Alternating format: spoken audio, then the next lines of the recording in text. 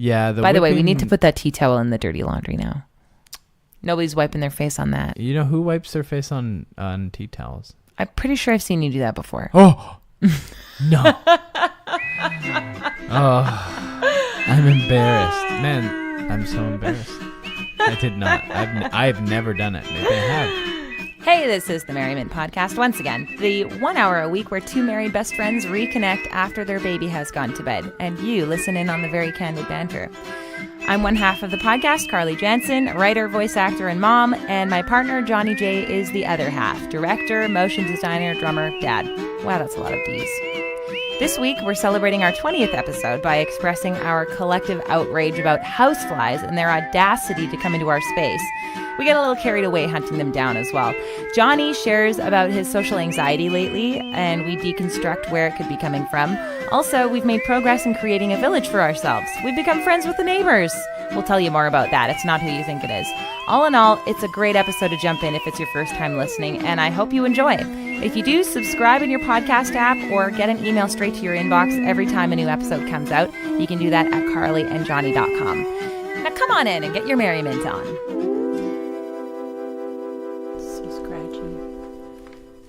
His nails? Mm-hmm. What about his nails? They're so long and scratchy. He just keeps scratching at me. Eventually. Like, when he wants to nurse, he just starts scratching at my collar. Like, check it out. Oh. Ow. But now at least I can say, hey, can you ask nicely? And he goes, pee. Pee. And then you're like, okay, you can scratch me. Oh, right. No, I still don't want him to scratch me. Oh, that's the thing is how when earlier you were like, we need to teach him that when he says, please, it's the magic word. He can get whatever he wants. And I was like, that's not really good because actually there's definitely things he wants that he can't have. Yeah. Like scratching me. Yeah, he can't scratch Doesn't you. matter That's how not much good. he asks nicely. That's true. And that is a truth. It's one of the battles of parenthood. As soon as they start to learn something, they're like, yay, that's so great. And now I have to teach you why sometimes it's also not great. Yeah, because it's like, where do we, when we're teaching them please, and then, oh, you get what you want when you say please. Yeah. But then it's like, when do we teach them then? It's like, but sometimes you don't. Sometimes you don't. Yeah. I don't get it. I don't know how. It's bizarre. It's bizarre. Parenting is difficult. It's complex. It's intricate. There's decision making. Like it's as complex as the human body. Well, the human being is the most complex thing that exists. Oh my gosh, there's a human being. We come from beans, that's where we evolved from. Evolution states that we came from beans, the bean stalk. Oh yeah, I totally knew that. That is the truth. But yeah, humans are the most complex things. Oh my gosh, there's a monster in the house. What is that sound? It's a dishwasher. Oh, it's weird when you hear This is the most domestic headphones. podcast ever. Yeah. Is it? Well, we don't talk about cleaning. Yeah, we do. I'm pretty sure we talked about our cleaning service. Yeah, that comes that's into true. the house and cleans. What else is domestic? Cooking. We talk about meals. About we don't really talk about cooking. I talked about a ketogenic dessert last week. Yeah, I guess so. We don't really talk about like what meals we ate, but we can. And in fact, that makes me want to talk about what I made for dinner tonight. Sure, go for it. It's just like so nice and fast. So this is the thing. It's like my cooking has changed so much since we had a baby because any endeavor that is more than 2 processes long is such a commitment because I just get interrupted by Forrest so much. So today was just a super fast dinner. We had some chorizo, just chopped it up and chopped up some onion and some zucchini and some broccoli. Fried the onion in a cast iron pan and then tossed the chorizo in and then the zucchini and broccoli. And I sauteed it for a while and put some like Frank's seasoning on there. Not Frank's hot sauce. Not Frank. This is very different. This is a local spice. Yeah, which really I don't nice. even know where to get. It was bought in Chilliwack at a farmer's market. Yeah. So anyway, just put some seasoning salt on there or something like that, and then you just like grate some white cheddar on there and put it in the oven for 5 minutes. It's a very indulgent meal. You toss some halved cherry tomatoes in at the last minute. Oh. And then it's super delicious, keto and fast. That's the key. That's the key to eating keto food. It kind of feels like a meal my dad would make, except he wouldn't buy the chorizo. He'd buy the cheapest ham sausage ring that he could find. And he probably wouldn't put seasoning salt. Sure, or great cheese. It just wouldn't be like artisan from a farmer's market seasoning salt. It would be just like the cheap no-name brand seasoning salt. Yep. Love you, Dad. Love you, Dad. He's probably not listening, but Paula is. Hi, Paula. Hey, Paula. Good to talk to you. I feel like we should say hi to Paula every time. Yeah. We should change the name to the Paula Podcast. Hey, would you top me up? Top me up, pal. Be a friend. We're drinking whiskey on this version of the podcast. Back to Crown, although I really wish it was the rye. Wow. Is that too much? I'll drink it. We'll see what we're going to finish it off. We're going to see what that does to this just podcast. Like spilled it as you poured it. Oh my gosh. That is just off the rails now. That's you know two what? fingers. That's 2 fingers right there. Yeah. High five. What? I pulled it because I don't want to be loud. But I didn't hear it at all. Here, let's try again. Okay. We need to have evidence of the high five in a podcast. Well, because there's certain things that I do when we record this that I'm just like, I don't want to make this loud. It's right on my notebook. Yeah. Just that's a perfect. It's the whole Carly will deal with this gesture. Well, yeah, but that's a perfect example of when I put something down do something during a podcast and I don't want to make noise. Oh, I see. You're trying to muffle the sound. That ties into doing the high five. So me putting the Crown Royal bottle on your notebook. Mm-hmm. Trying to muffle it. So what are you doing? What's going on? It's episode 20. I'm pretty excited about that for some reason. Episode 20. Yeah, it's a good number, 20. I wonder what makes numbers appealing to people. I remember at Canada Day last year, it was Canada 150, and it was like, whoa. Ooh. People were so excited, and we went to this cool Unity Church service, and they just did this really awesome service, bringing up a bunch of different people of different backgrounds and ethnicities to talk from the church. And they were just one of them was David Suzuki's daughter. And she's like, for some reason, we just think 150 is a really good round number to because we love zeros, celebrate extra hard. We love zeros. Yeah. Yeah. So I don't know why. I just happen to love that this is podcast number 20 and that we're into the 20s now. It's a new era. It's a new era. Yeah. What's it going to be like? This is going to be our 20s. We're going to find ourselves, I feel like, in the 20s. We're going to be a little bit, reckless. Mm-hmm. Hence the 2 fingers. 2-fingered whiskey. Wow. Whiskey. We're going to feel invincible. Mm-hmm. And then at the end of it, maybe we'll have some dark times. Mm-hmm. Maybe we'll have some existential moments. But for the most part, it's just about the fun. Yeah. It's just about fun. But, some dark spirals for sure. Some dark spirals. But nearing the end, in the late 20s, maybe we'll get on track and maybe even get a sponsor for the 30s. Yeah. Because that sounds like a good goal. Yeah, because I think, your 20s are all about just experimenting. So that's what we should do. That's what we're going to do. And, speaking of experimenting, an idea that I had was maybe just bring surprise guests on. Ooh. Because that's always good for podcasts. Mm-hmm. That'll shake up this next we could bring Chef Ryan Reed on at some point. He's a great chef. Yeah. You know what? Chef Ryan Reed, he can probably hear us right now. Hey Ryan, come on to the podcast. But he lives downstairs. That's why he can hear us. I think we should fill people in on that. Yeah. He's our neighbor downstairs. He's our neighbor. And it's very poor soundproofing in here. Very poor. But as I was saying, they heard me give birth. Aww. Terrifying for Ryan, lovely for Shauna, apparently. Yeah. Anyway, sorry. As I was saying. Proceed. See. Surprise guests on the podcast. I lost track. That's what you can't interrupt me more than twice. Often. Yeah, you're right. You can't interrupt me more than twice. Oh, shit. Oh, I remember. Mm-hmm. Ryan, he's my favorite chef. I can say that. This freaking oxtail soup is divine. Yeah, and he's the first person that enlightened me. I know I should have, but I really understand that food is, in fact, an art form. Seeing him in the kitchen, eating his food, seeing his process, how he, even to the plating of the meal. You can check it out. He has a restaurant called Nomad.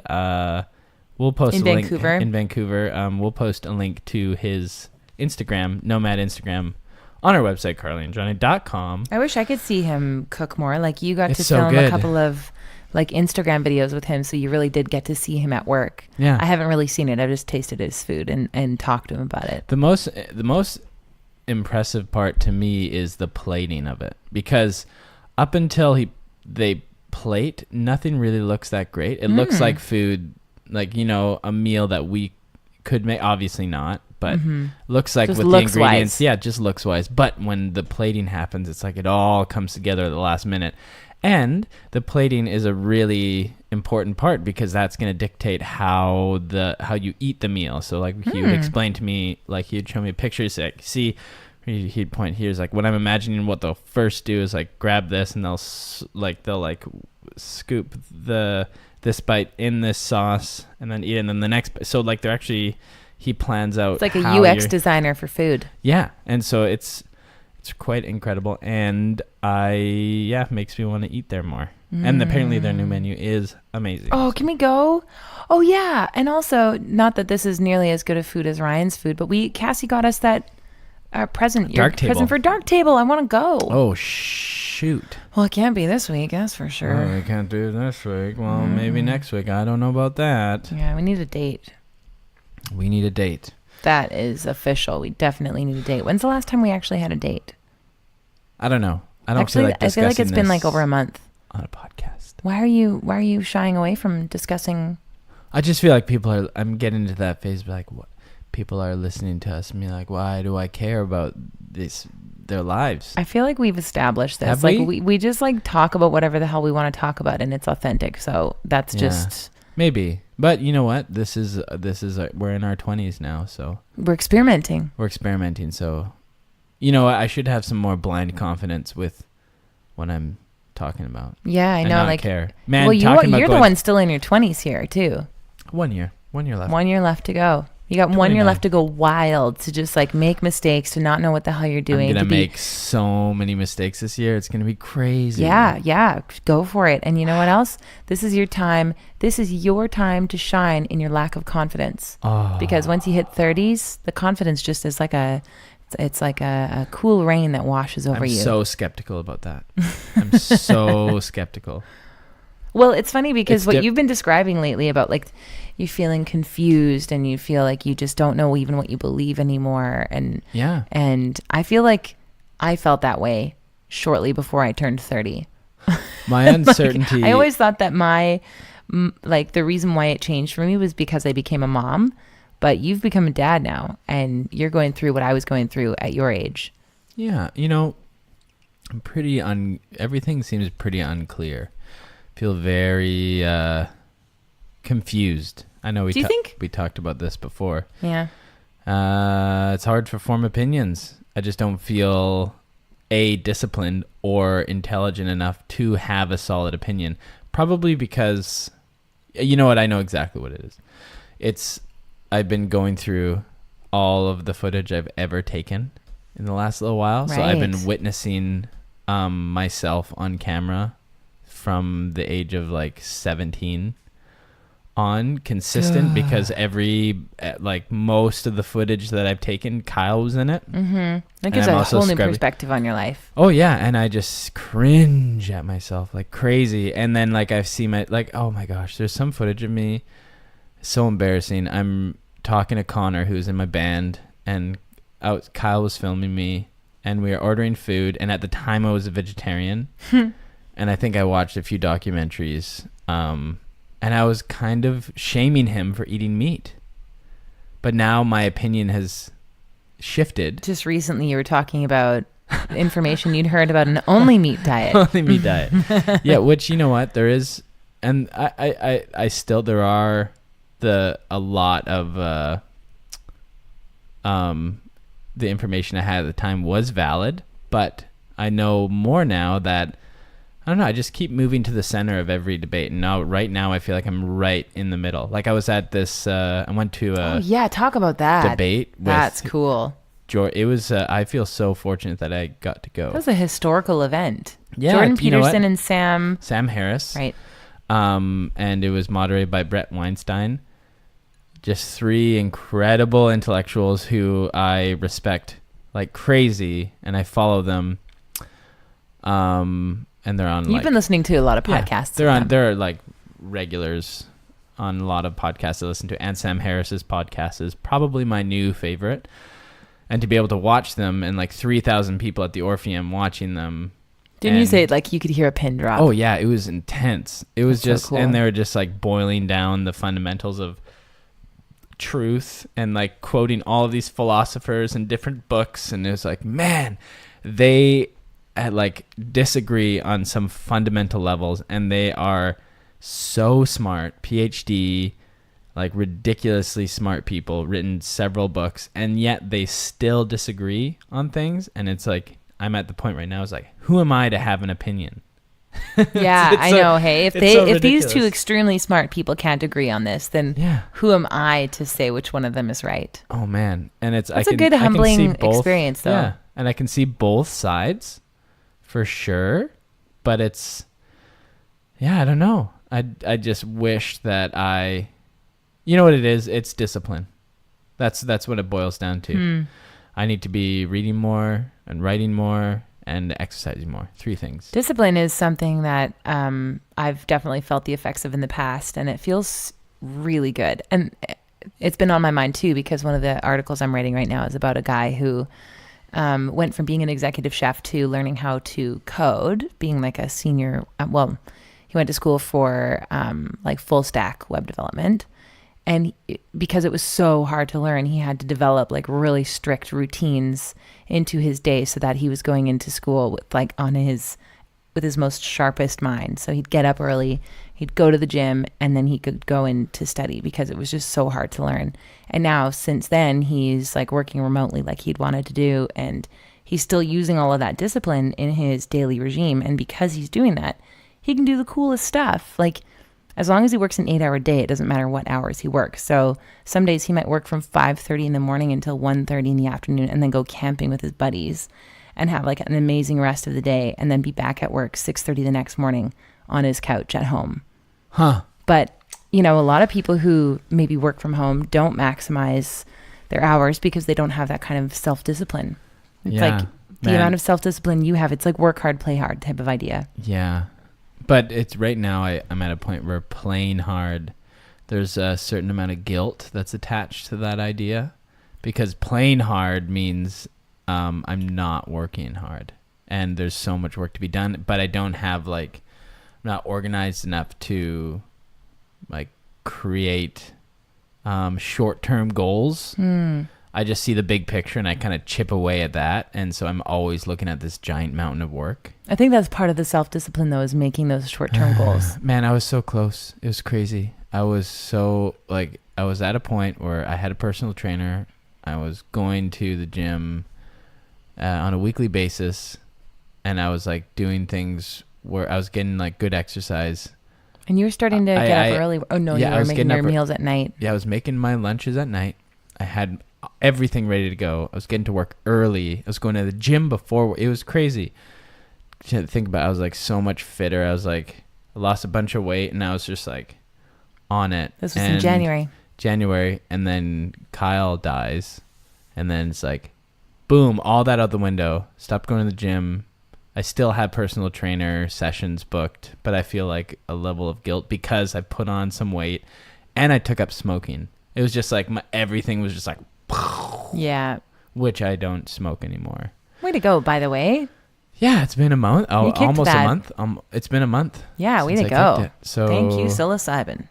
Thank you. Well, thanks, Johnny, for just being great. But you raved about the effects of that, didn't you? You know what? There's been some studies, thanks to Johns Hopkins University for doing your amazing psilocybin studies, and they've done one so far clinical study on the effects of quitting smoking with psilocybin, and they've had a 60% success rate. So after a year, 60% still quit smoking. That's great. And with traditional methods, it was only like 10-20%.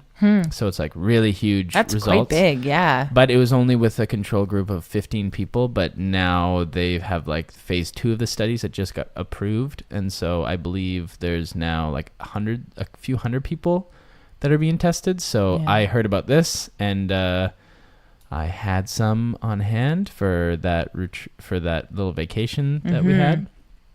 And that was your intention you set. You know what? So much of it is setting your intentions. set in your intention, because psilocybin does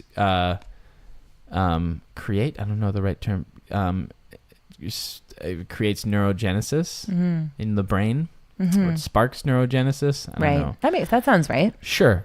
And that allows you to kind of reroute your neural pathways. And so by setting intentions, and this is where a lot of people go wrong when they do psychedelic drugs, is they just like, they're at a party, they just want to do things like kind of escape, kind of like what you would on alcohol. And then that's when it's a little bit out of control, and then maybe some traumatic events come up. Right. Yeah, it's not the best environment to be doing that in. Yeah, and you can have a bad trip. Whereas if you set your intentions, it's amazing what can happen. And it was learning about it.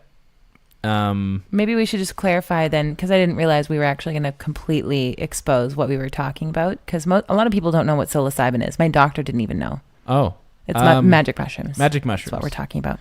Yes, they grow in the wild. There's places you can pick them in Vancouver.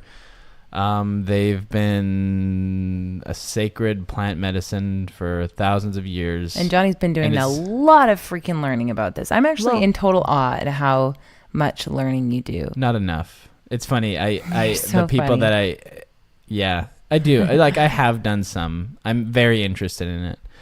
But there's certain people that I really respect that are like, I'm just getting their information. Right, but totally. No, but I'm just really impressed with how you have such an incredible thirst for knowledge, and you've been cramming your brain with so much information through these podcasts that you listen to. And even though I just can't like go there with you all the time, I'm really amazed at how this thirst just like cannot seem to be quenched. You just keep searching for more and more information, and I'm the lucky recipient of like the residuals of that. Even if you're not able to like say all the studies that have been done, you're able to communicate the breadth of the message to me, and I end up learning through you. So way to go. Well, I just think it's an amazing thing for mental health, and it's an amazing thing for our future. And I really believe in the next 5-10 years, it's going to, at least in Canada, from what I hear, going to be moved to clinical studies. Yeah, that's cool. Legalized for clinical studies because of the massive success rates, and because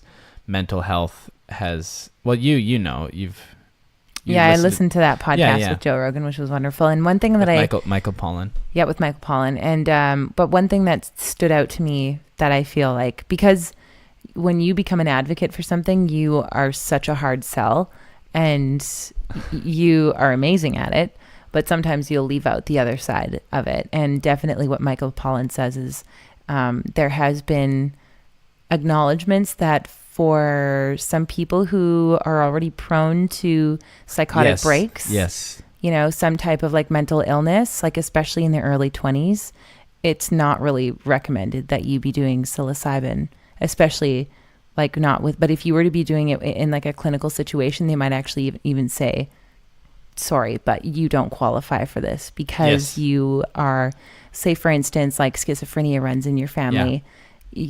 Maybe you shouldn't be doing psilocybin mushrooms because that could actually spark a psychotic break that then you'll be living with schizophrenia the rest of your life. Which on that topic of schizophrenia, if you have it, that means any type of trauma can bring it out. So anything, like if you have psilocybin mushrooms, or if it's schizophrenia is dormant, if you have it, then like it can come on when you've like had a death in the family. And I think there's a window. It's like your early 20s is when you're very vulnerable, and like psychedelics can bring it on. Any type of kind of traumatic event can just like really spark it. But yeah, I was just listening to another podcast with Dennis McKenna, who's the brother of Terrence McKenna, incredible pharmacologist who does some amazing research on this kind of stuff. And he says he works with a lot of shamans, and the two people that they do not work with is schizophrenics and sociopaths, because you just can't get through to them. Did they actually say sociopaths or psychopaths? Because I read recently that sociopaths has actually been taken out of the American like psychology journal or whatever as an actual diagnosis. Like it's just It's just a subcategory of psychopath. As from something that I read, and I don't actually remember where I read it, so I can't, cite a source. But Right. As far as I remember, it was quite a good source that I was reading it from. So, Hold on. so yeah, Can I pause every time for a somebody second? says sociopath, I'm a little bit distracted. I'm like, what? But I don't think that's actually a thing. It's not a thing. Psychopath. Well, you get it. Psychopath. It's just like extreme narcissists. Who don't really feel emotions. Yeah, and it came out of in the conversation I was listening to. They were talking about like, what if like you gave Donald Trump a really large dose of ayahuasca? Do you think it would do him any good? And they're like, no. People like that, Interesting. you just can't get through to. Wow.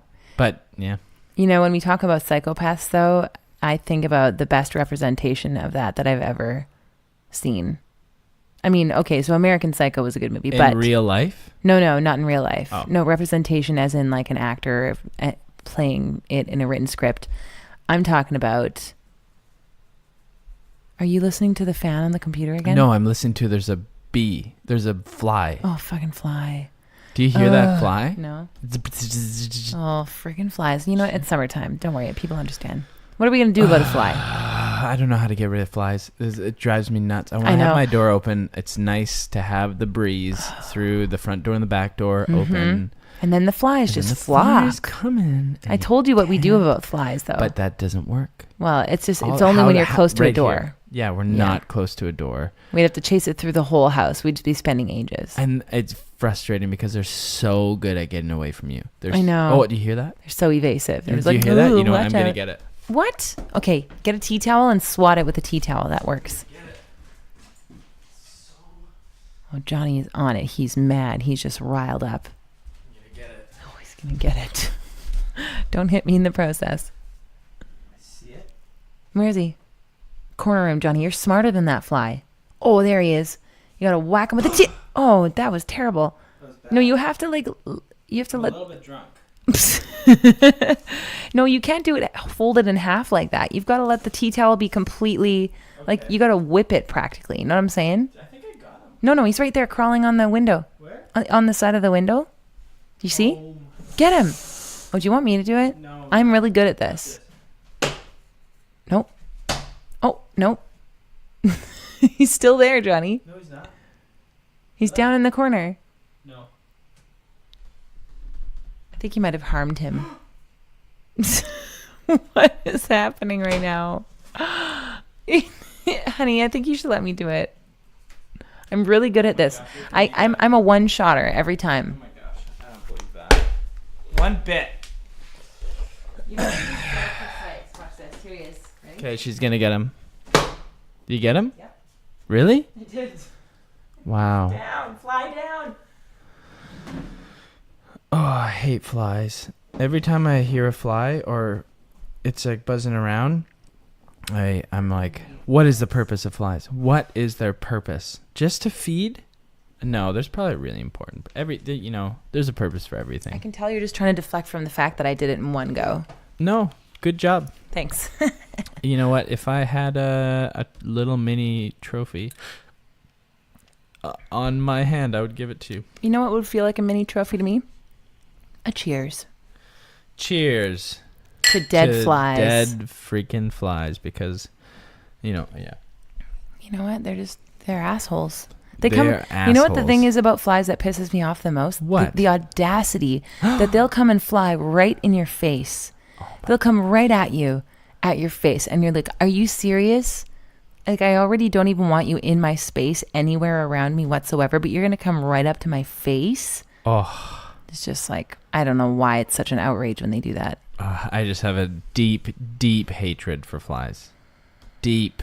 When they tickle you a little bit. Oh, that's the worst. Actually, one landed on my foot today and it just shuddered in my whole body. It's just like, how dare you? And then you squish them and sometimes they get their guts. Their guts come out. Oh, how about sometimes when you swat them like I just did and then you take a piece of like toilet paper to pick them up and toss them in the toilet, but then they move a little in the toilet paper. Oh my gosh. I hate Can't it. even talk about this. I hate it. You know what? That's the one thing that turns me off of bugs is the fact that they have guts. Like Ugh. that's I know Ugh. any like even I see a beetle, like I'm not gonna squish it, Shudders. but it freaks me out because if I did squish it, there'd be guts that come out. But I wouldn't squish it. And then I think about why don't I think about that about everything? It's like people, you know? Because we don't squish people. I was thinking about guts the other day though, because I Really? was lying down on my side, nursing Forrest, and I could just like, you know, when you lie on your side and your guts just like shift to the like downside. Yeah. And I just looked at that and I was like, oh. And then I was thinking about like dealing with animal meat when you're preparing it for food, and Right. how it moves in the same way that like our gut moves when we lie down. It's just like, Ugh. you know? And so I was thinking about guts. Do you think that about guts when you're pregnant? Because yeah, you totally. feel like your gut's moving off to the side or something? Your guts just have to make way. Yeah. You are all about listening to all the sounds in the room today. You're like I taking know, your I'm so headphones off distracted. constantly. I'm so distracted. I don't know why. It's just Willow scratching at the door. Do you want to let her in? Is Willis scratching at the door? Pretty right sure. now? Oh my gosh. Everything is so... But you know what we didn't finish is talking about what the best psychopath was represented in film. Oh, what? Get Out. Yeah.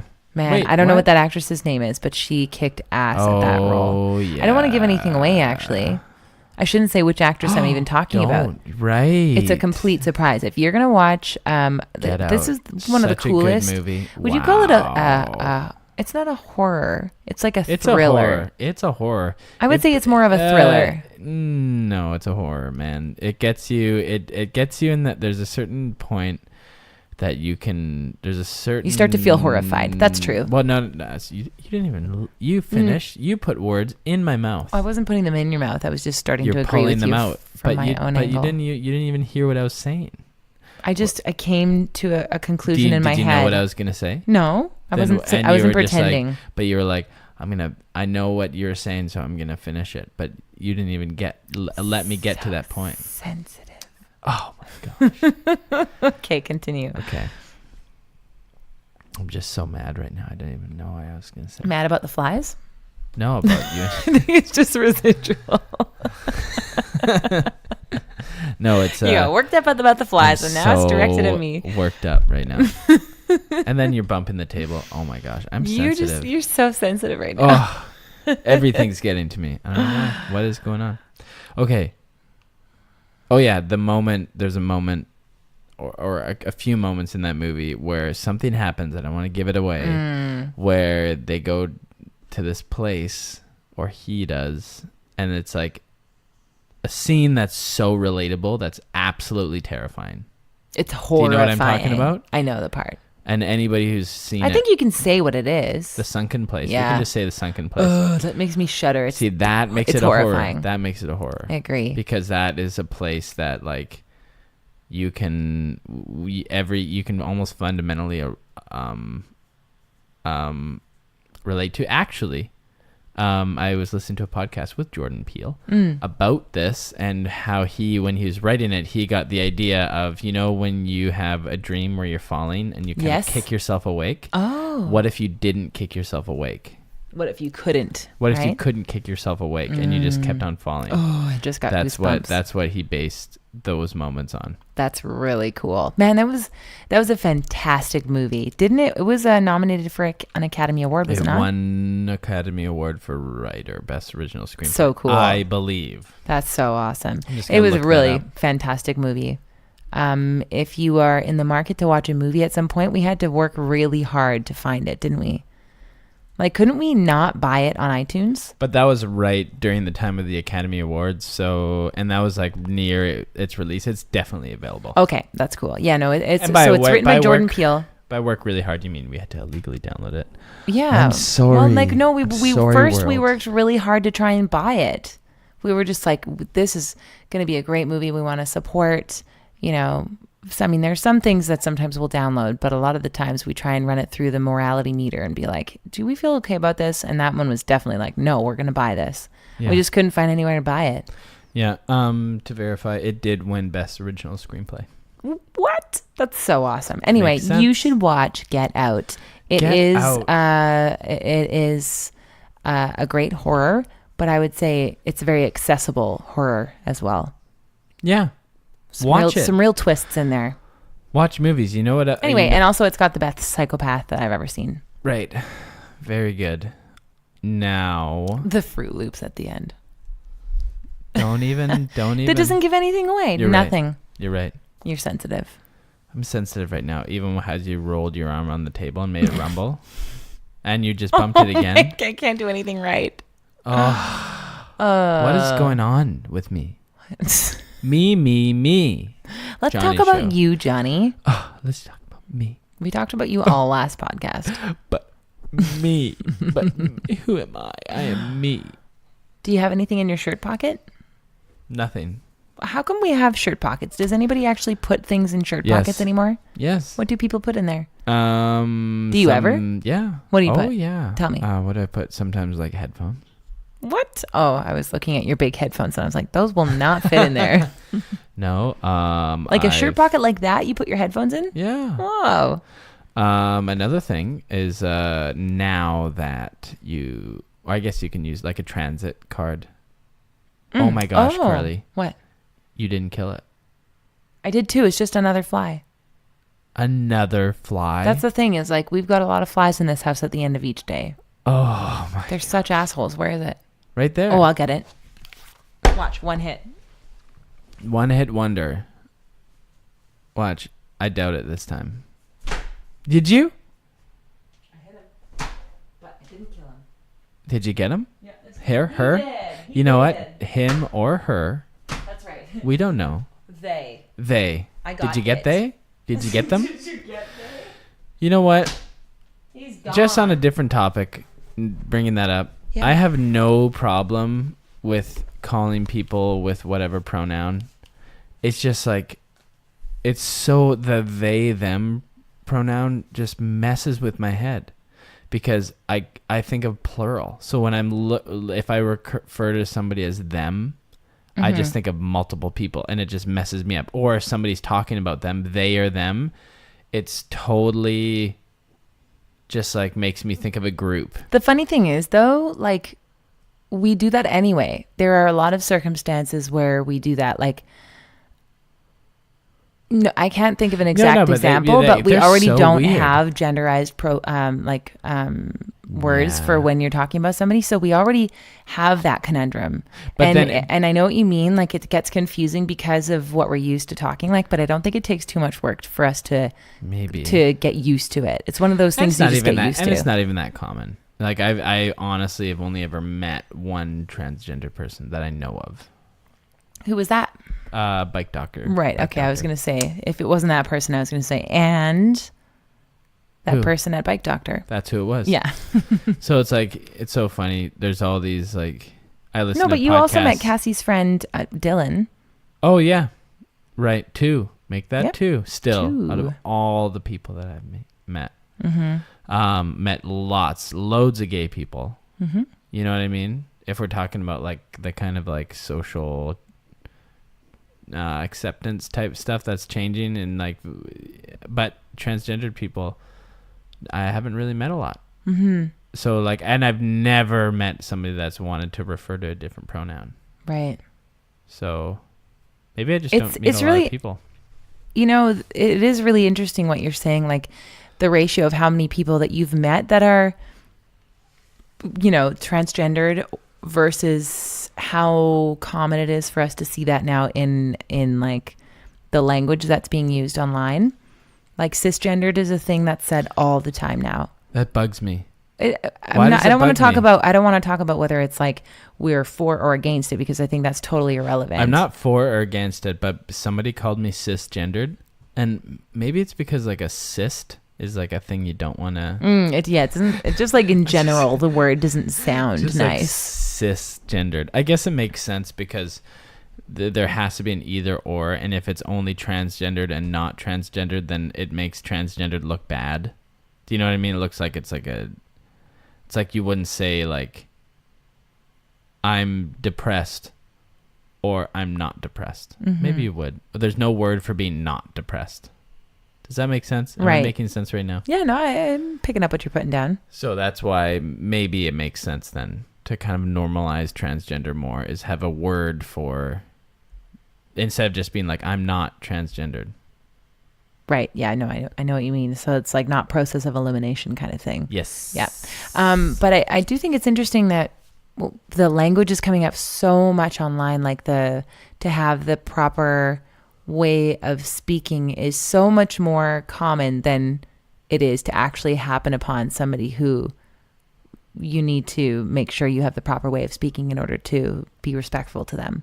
But that said, I think this is like one of those pendulum swings where the pendulum is swinging in the extreme in one direction so that we can kind of settle back to a more, in between place that doesn't have to be so aggressively like everybody speak the same way. It's like for all the people who don't have that information yet, it almost needs to have such a harsh swing in that direction so that everybody can start to learn and then it'll settle down a bit. You know what I mean? Just to have your minds opened needs to be a bit of an aggressive push. Yeah, and who knows, maybe in the future, if because like we have it so good right now, and if you think from a biological standpoint, in the we're all a product of our evolution in a sense, and there's no more and more so we have it so good that there's no real need to be kind of like physically fit. That's why like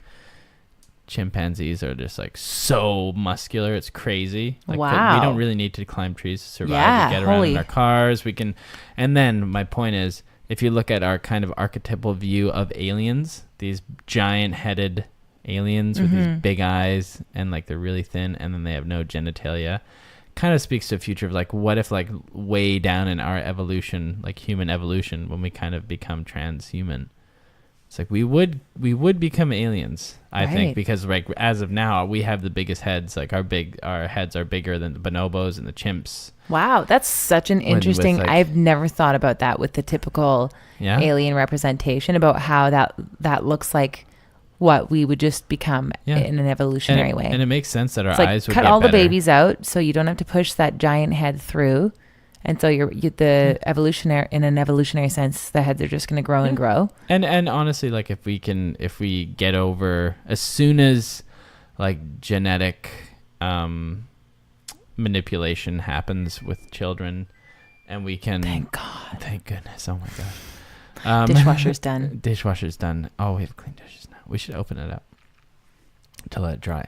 Fun fact: if you have a dishwasher and it comes out wet, what you got to do is when it gets finished, you got to open it up so you let it dry and all that moisture escape. Why did you have to whisper? That's such a good tip. You shouldn't have whispered it. Okay. But I just wanted it to be a side note, so I said it in a different tone. Oh, I see. But so like if you think about it, eventually with like things like CRISPR and genetic manipulation, we will eventually be able to like pick and choose our offspring. Oh, that creeps me out. It creeps us out now, but it's so crazy how things can become such a cultural norm so quickly. Yeah. Like I was thinking about that the other day I saw a girl wearing flared pants, and I was like, whoa, I haven't seen those in a while. And I was like, I remember when flared pants, I was dying to get a pair, and like we didn't have a lot of money, so I had to beg my mom for one pair of flared pants. And when I finally got them, I was just like, yes, I felt so like on trend finally. And now like you see somebody in flared pants and you're just like, what the? I'm like, Ew. But hey, you know what? It could come back into style. And you know what? I might hate it at first, but in about a year, I will totally be on board. Just like with skinny jeans. At first with skinny jeans, I was just like, ooh, that's not for me. Like stick me with my boot cut or my flared pants. Skinny jeans, keep that away from me. And then it took me a while. I held out for a while, but I eventually obviously took on skinny jeans because that's just it has endured for many years now. Right. And then also the leggings look. People like wearing leggings with just shirts that don't even cover their butt. It was just like, weird. That was weird. Yeah, it was at almost first. Indecent. Exactly. It seemed really indecent at first. And now it's just kind of like, well. I still will try and choose shirts that cover my butt, but sometimes like there's leggings that are like you see their shape. You know what I mean? If they were wearing skin colored, it looks like what Well, now, I mean, especially in summertime, you just see people's ass cheeks hanging out of their shorts. No disrespect to people who wear those shorts, but I just you go girl. It's so, or guy. It's or them. Well, what it is it's just like a cultural evolution. Things become normal. I'm pretty sure most people who saw that at first was like, that's indecent. Yeah. And then it started to just normalize. And once it normalizes, then you start to see the appeal to it. And then, there's just something that changes in our brain. But then you think like that's on like a fashion level, but on an evolutionary or on a technological level. Right. Think about if George Orwell lived in these days, and with Facebook and the like everything, like my computer right now, I don't have a sticker over top of the camera webcam, and both of our phones have microphones in it, and there's there's a really good chance that there's people listening to us and watching us right now. You know what? So we should have live cast this just to make sure. Yeah, go ahead, please listen to us. Actually, it's funny. Guaranteed people are listening to us. I hope so. But like even when I'm on the bathroom, on the bathroom, when we're doing like a lot of, there's people are listening, and there's all this data on humans right now that like in the 80s would be like unspeakable, and people are thinking of that as being the future. Yeah. And freaking out about it. Totally. But it's just normal. And then it becomes normalized. Yeah, it's that hyper normalization. And right now is with AI. Like right now we have all these like terrible, like we're just like so terrified of AI, but as soon as it comes, it's going to be like, oh, life is a little bit easier for us. You adjust. That's the thing. Yeah. And then with automation, it's like right around the corner, 5-10 years, it's like so many jobs are going to evaporate, and we're going to have to figure out how to adapt to it. And it's almost like the takeaway from all of this is stop worrying about the future shit, because you don't know how well you're actually going to be adapting to it. Like you look at Easter Island, and when I read the book, The Once and Future World, they used Easter Island as an example of that shifting normalization, that bar of shifting normalization. So these people living on Easter Island thousands of years ago just kept eating and eating and eating and chopping down all of the trees. Really, and there was a point. No, it was just people lived there and they needed to eat, and it just didn't support how many people lived on Easter Island. And there would have been a point where they looked and there was one tree left on Easter Island, and they're like, do we chop it down? And then they did it. And there's now no trees, and there's just rocks. And yet still there are indigenous people living there that never died out, that still managed to find ways to cultivate vegetation in the rocks to live. Wow. And it's an example of how like humans can completely level the world till there's almost nothing left, and they will still survive. It doesn't sound like a very good life because we love the beauty of our nature, and for us to completely destroy it is really shitty. And we think like, no, the earth will right itself before we totally destroy everything. But Easter Island is an example as to how, no, the earth will not necessarily right itself before you take everything from it. And B, humans are so fucking resilient that they actually will probably still figure out how to survive when there's nothing left. Yeah, unless there's like some giant volcanoes. We should let Willow. Well, it could take us out. Okay, but I just want to say, you should read The Once and Future World. It's a really cool book. Read books. Yeah. Okay, I'll let Willow in. And we're back. Willow is safe inside. We just had to take a little break. I had to take a little pee, and Carly went to the back door and let our kitty cat inside from outside. And for those who are against kitty cats, outdoor cats, because I know that you exist, I see your point. Protecting wild songbirds is important, and I agree. But we've seen it. Willow couldn't even hurt a butterfly. It's hard. She wants to. She like hides in the corner, sees a butterfly, and then goes towards it, and it moves in a weird way, and she just like runs away really fast. Are you think about this? Just a little sip. Think about it. Well, here's the thing is you hit record before I was done chewing peanuts, and I know how much you hate when I'm eating peanuts in a podcast. And so you want to wash it down with some gin? Yeah. Okay. She's going crazy tonight, folks. I'm in my 20s now, okay? No, you're not. I mean, the in my podcast 20s. is in its 20s. Wow, that's really sweet gin. It's not nearly as bad as I remember. Oh, I don't think you had it. I don't remember. What is this?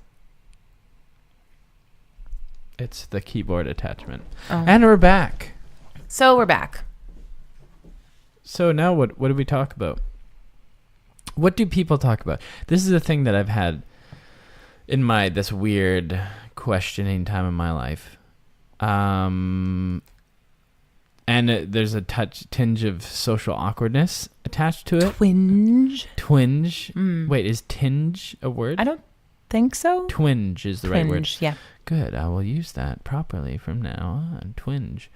There's a twinge of social awkwardness too. And even with some of my close friends, it used to be like I've always had a social awkwardness just with, for instance, going to the park, meeting some parents with kids. Which happened recently. We made friends. Oh my goodness. My you guys wouldn't even believe it. You'd be so proud of us. You know the whole building a village thing? Can we just talk about that for a second and come back to your social awkwardness topic? Sure. Social awkwardness. We're just going to move. We're going to move beyond that. No, we'll come back. I won't remember. I already forgot. Okay, you want it? Go ahead. Really? Yeah. For sure. Go ahead. Okay. Didn't mean to derail you. Well, you didn't derail me. You wanted to talk about something. But you did derail. Right. We're derailed. It was both. It's off the tracks. Okay, moving on. Social awkwardness, like meeting parents in the park. I'm punishing you right now. You're punishing everybody. Okay. So I meet people in the park and I'm all like, I don't know what to say. And I just feel very uncomfortable. I don't know, just trying to bring up conversation. I'm thinking about everything I say before I say it. And it's just coming out all like, ooh, I don't know. But now I've been even experiencing it with my friends. Like it was like close friends. Like it was Ricky's birthday party and we were just like hanging out. And I'm like, what do people do? What do we do? Oh, man. And I'm just like in my head talking about like, well, how do you be friends? How are you? It's the worst feeling. Even like with coworkers, just like, how do you co-work? It's crazy. Really? Even at work you're having that? Yeah. That's the worst feeling, Johnny. I'm it's really just sorry been that you're feeling last that. little while. I don't know what it is. If anybody, maybe I need to see like a counselor or something. I don't know. It doesn't feel like I'm spiraling out of control, partially because I can talk about it. I think I'm just like, and another layer on top of it is I'm so hyper aware of it as well. That's part of the hugest part. I think that's the biggest part of it. Because I was feeling the same way as you. Yeah, I'm feeling it on this podcast. Like right then, we've had it where I'm talking. I'm like in my head, I'm just like, oh no, is this even anything? What am I saying? Do I even exist? Do we exist? Oh, who am I? Wait a minute. Okay, well that's totally different than what I've ever experienced. You're like actually having existential crisis at all times. Well, I'm just like I'm thinking, is this interesting? And because what I do is make things for people to watch or consume in some way, and so it has to be interesting. And I'm constantly like, why should anybody care? But would you people say care about the stupidest things? Yeah. Would you say that maybe what's shaking this all up for you is that the why in your social situations is shifting? Like in the past, maybe, the like sweet and enthusiastic Johnny that I fell in love with was also like a bit of a self-promotional person. And you're seeing that when you're watching your old tapes of yourself. Oh, yeah. And so now that self-promotional reason of the way that you would socialize is dissipating because you're like, oh my gosh, that's not the type of person I want to be. Yeah. And so the why for how you socialize is missing. Yeah, that's true. Like what is the purpose behind how I'm talking to people? Is it self-promotion? You're like, networking? No, but you need to find something new. Is it networking or is it working on something or is it this and this and this? Maybe now you need to really solidify the why being human connection. Yeah. Yeah. But it's not going to come overnight, that's for sure. Segue back to what you were talking about. Making friends with Neighbours. Neighborhood. Oh my goodness. That was this. Okay. You guys would be so proud of us. Remember a few episodes back, we were talking about building a village and like, how the heck do you do that? Well, first of all, those Indian neighbors that we talked about across the street, we chat with them like on a weekly basis now in the street. And like our kids have played together. I went over on Mother's Day and sang them a Mother's Day song. Yeah. So that's forming and that's great. Work in progress. But then also in the park the other night, we went there like after dinner. And these parents who they've got a couple twin girls are close to the age of Forrest, and then they've got a boy who's coming up on 3 years old, and they were just playing together, and we chatted with them, and it was cool. And 4 years old. Oh, really? He's coming up on 4? Yeah. Wow. So him and Lily are really close in age. Yeah. Oh, they're so cute together.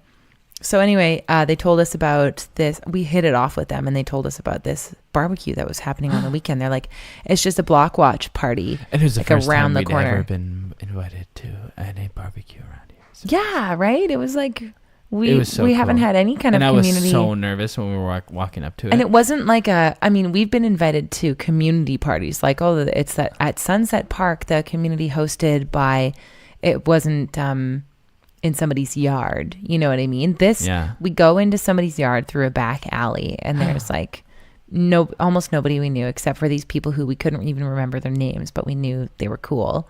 And but they were there, and we were like, hey, and we ended up like eating food, and our kids played together, and we chatted. We found out that they're like classically trained jazz musicians, and we were like, let's play music together. Cool. And and then they popped into our yard sale the next morning, and it was just, now we're friends. And they didn't just pop in, they like kind of hung out. For sure. Like they hung out for a good hour at least. It was fun. They picked up a bunch of stuff from the yard sale, and they also dropped some stuff off for us to sell. And it was like, take that stuff. Don't worry about it. Just take it. And now we have. You got mad at me. With it. I didn't get mad at you. Did I get mad at you? You're totally lying right now. Yeah. Just a little bit. I threw a little plastic bowling ball at you.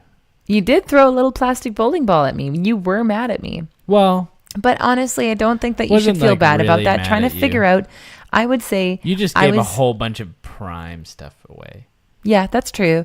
But you know, and now at the end of the day, there's so much stuff we didn't even sell. Yeah, and it's all going to Sally Ann. I was just in a different mode. See, but look that's at me, the thing is, I could have flipped into that. We could have easily been on opposite sides. At any point that day. And we have been on opposite sides. So I was kind of learning from you about being like extra generous. And I think that you were kind of taking a cue from me about being, we should be a little conservative about this. Yeah. So I definitely don't judge you for that. Don't judge me. I don't judge you.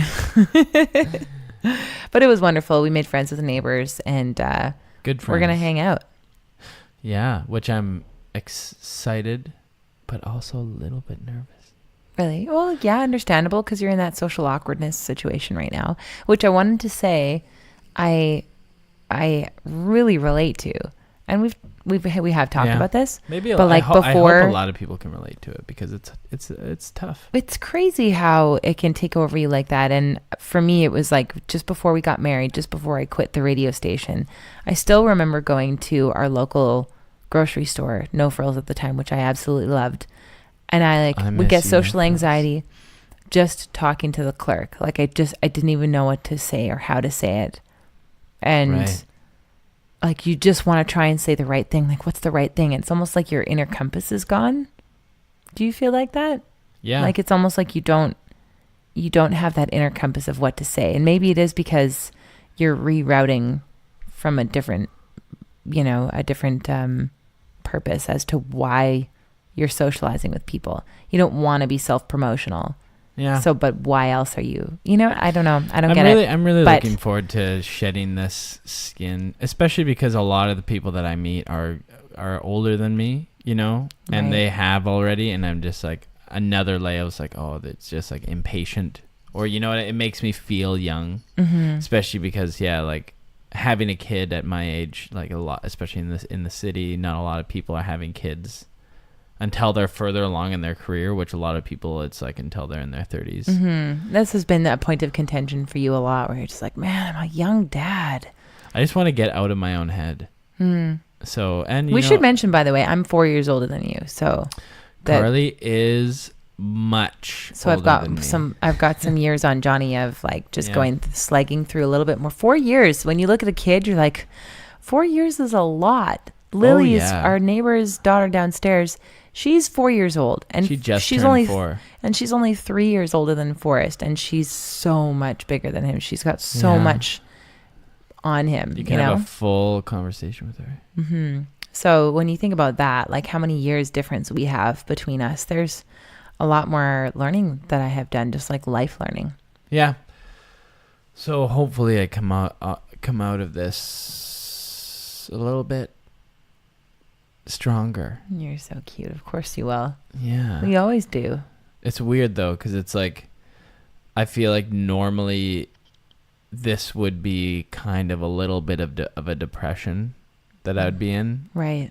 But now I don't feel depressed, but I feel like what normally made me depressed, I'm just like kind of hyper self-aware of it. And I'm able to recognize that it's just like, oh, I'm just like full of self-doubt. That's interesting. Good for you.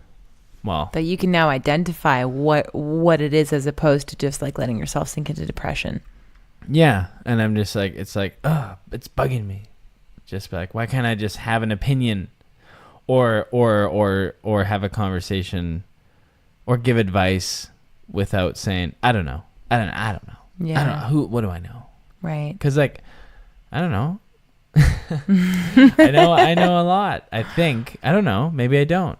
It is an interesting thing though to acknowledge that like sometimes the way that we react to things, or like our emotions, are actually just attribution, like they're attributed to bodily reactions to things. So like, for instance, something that makes your heart race, something happened and now you've got adrenaline pumping through your body, and a little bit later your body might actually try to attribute that with some type of emotion, like maybe you're going to start to feel anxious. Okay, so here's an example. I went to karaoke on Sunday night for my brother's birthday, and on the way home I was starting to feel really like a sense of foreboding, and I was like, is it this, for some reason, is it this like ominous road that I'm on with like the sunset kind of gloomy? And I was trying to figure out why the heck I felt this sense of foreboding, and I was feeling really anxious, and I was like, maybe this is, some kind of intuition that something bad's going to happen. And then it started pouring rain, pouring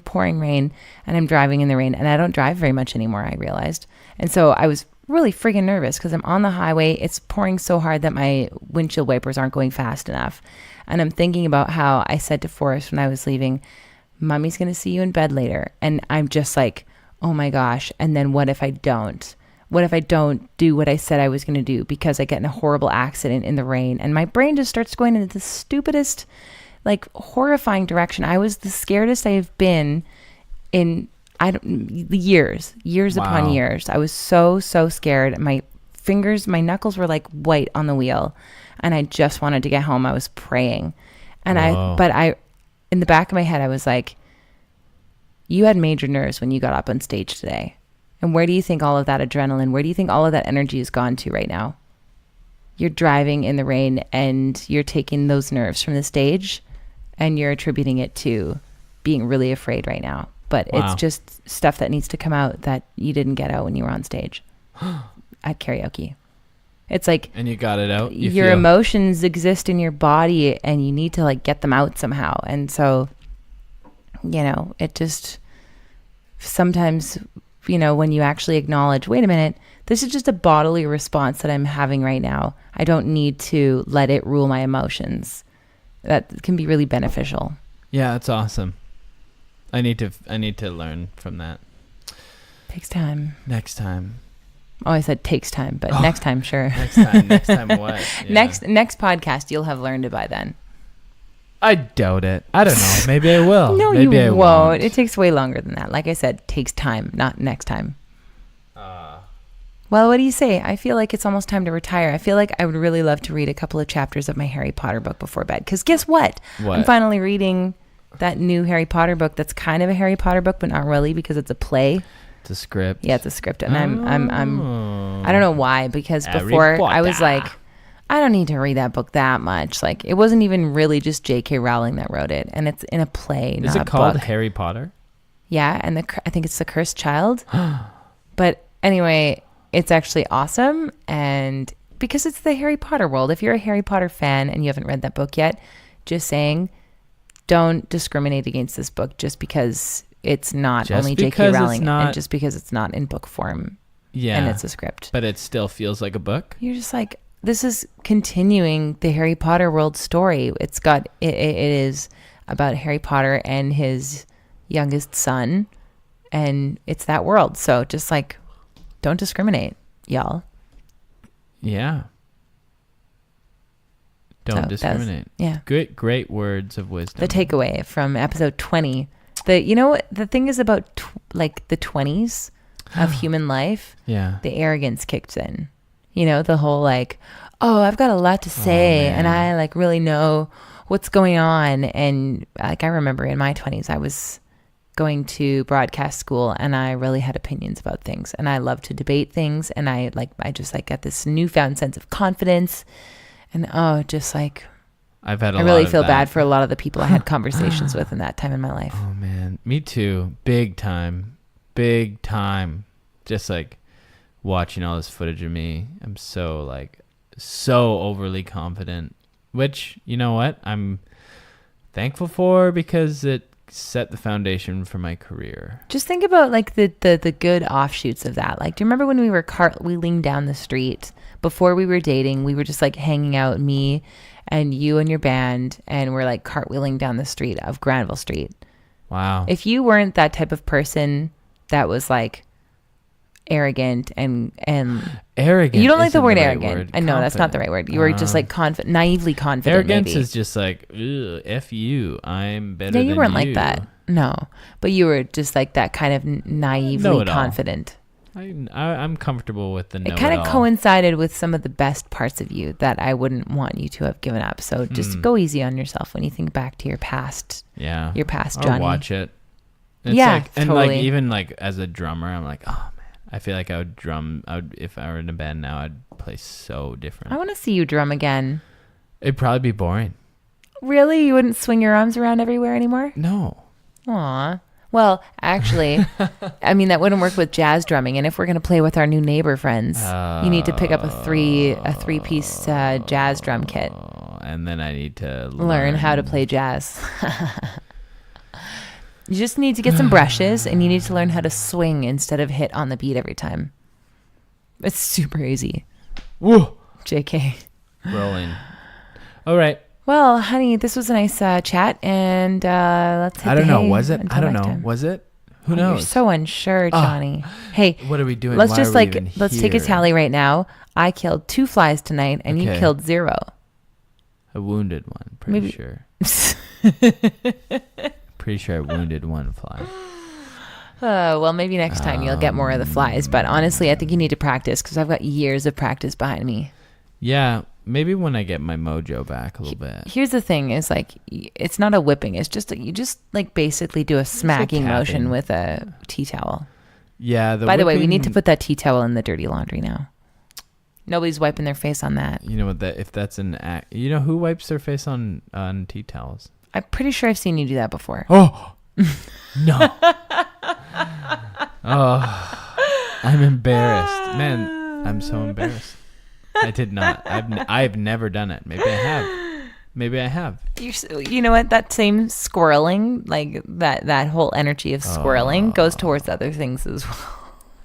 It's like squirreling is kind of like I'm possessed. I'm like It's just mindlessness. yeah. All right, Anyway, let's go. love you. Love Good you too. night. Good night. And we'll talk to you next week. Talk to you next week. Goodbye. Another episode of Merriment in the bag. I hope you're feeling a little merrier knowing that you're not alone in your weird and imperfect way of living your life. I'm just going to say it again. We'd love to connect with you. Reach out. Let's be friends. Find us on carlyandjohnny.com. Follow us on Instagram or Facebook or Twitter with the handle Carly and Johnny. You're cool. We like you. Thanks for listening. Audio engineering for Merriment is done by Johnny Jansen, editing by me, Carly Jansen, and the Merriment theme song is produced and performed by me and Johnny. Catch you next week.